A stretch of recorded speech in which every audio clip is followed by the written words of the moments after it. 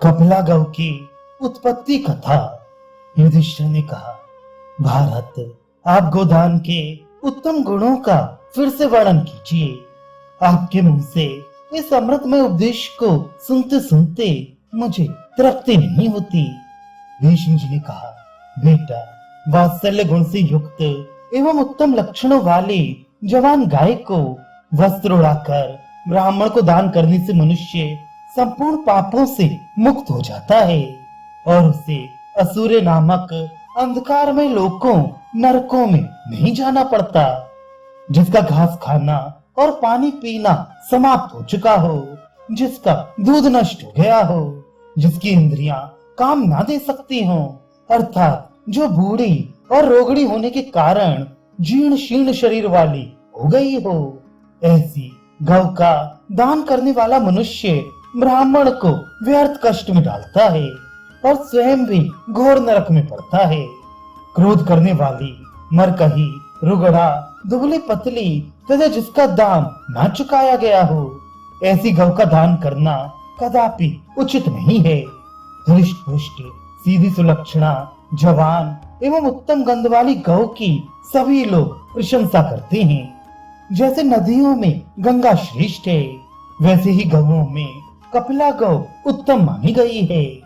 युधिष्ठिर ने पूछा, पितामह, किसी भी रंग की गौ का दान किया जाए, गोदान तो एक सा ही होगा। फिर सत्पुरुषों ने कपिला गौ की ही अधिक प्रशंसा क्यों की है?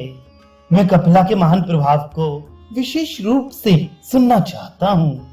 भीष्म जी ने कहा, बेटा, मैंने बड़े बूढ़ों के मुंह से रोहिणी गौ की अर्थात कपिला गौ की उत्पत्ति का जो प्राचीन वृतांत सुना है, वह सब तुम्हें बता रहा हूँ। सृष्टि के प्रारंभ में ब्रह्मा जी ने दक्ष प्रजापति को आज्ञा दी कि तुम प्रजा को उत्पन्न करो, किंतु दक्ष प्रजापति ने प्रजाओं की भलाई के लिए सबसे पहले उनकी आजीविका का उपाय निर्धारित किया। उसके बाद उन्होंने प्रजा को उत्पन्न किया। उत्पन्न होते ही सभी जीव जीविका के लिए कोलाहल करने लगे।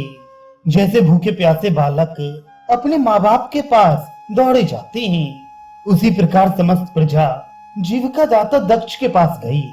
प्रजाजनों की इस स्थिति पर मन ही मन विचार करके प्रजापति ने उनकी रक्षा के लिए अमृत का पान किया।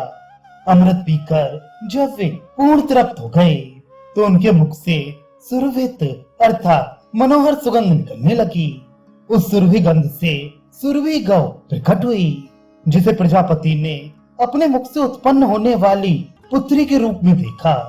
सुरभि ने भी बहुत सी कपिला गौएं उत्पन्न की, जो प्रजा की माता के समान थी और जिनका रंग कुंदन की भांति दमक रहा था। वे सब गौएं प्रजा की आजीविका थीं। जैसे नदियों के लहरों से फेन उत्पन्न होता है, उसी प्रकार चारों ओर दूध की धारा बहाती हुई अमृत के समान वर्ण वाली उन गौओं के दूध से फेन उठने लगा।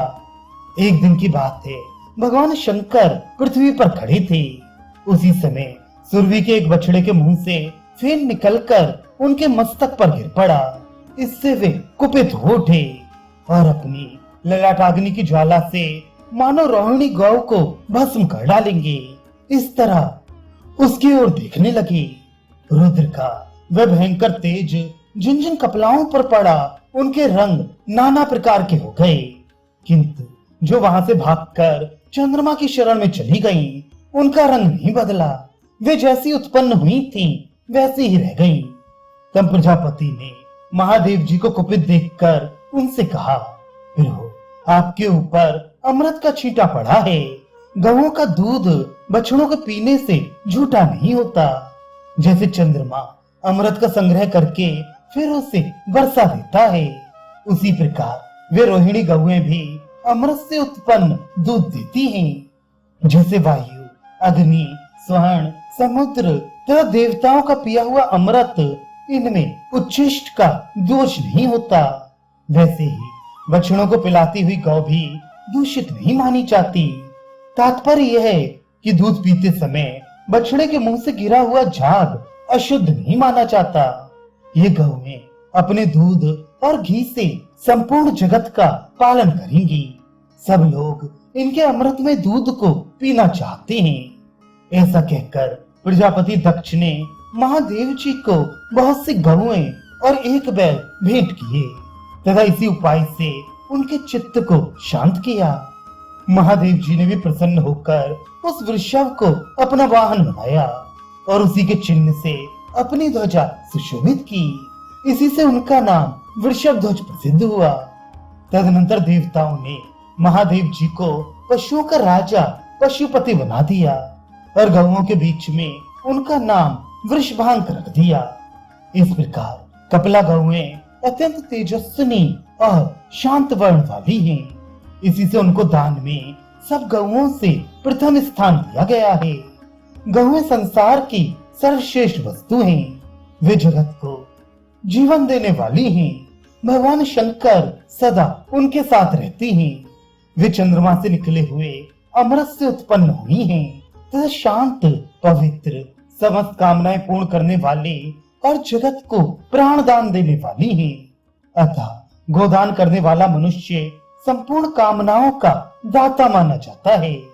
अपवित्र मनुष्य भी यदि गौओं की उत्पत्ति से संबंध रखने वाली इस उत्तम कथा का पाठ करता है तो कलयुग के दोषों से मुक्त हो जाता है और उसे पुत्र, लक्ष्मी, धन तथा पशु आदि की सदा प्राप्ति होती है। राजन, गोदान करने वाले को हव्य, कव्य, तर्पण और शांति कर्म का फल तथा वाहन, वस्त्र एवं बालकों और वृद्धों का संतोष प्राप्त होता है। इस प्रकार ये सब गोदान के गुण हैं।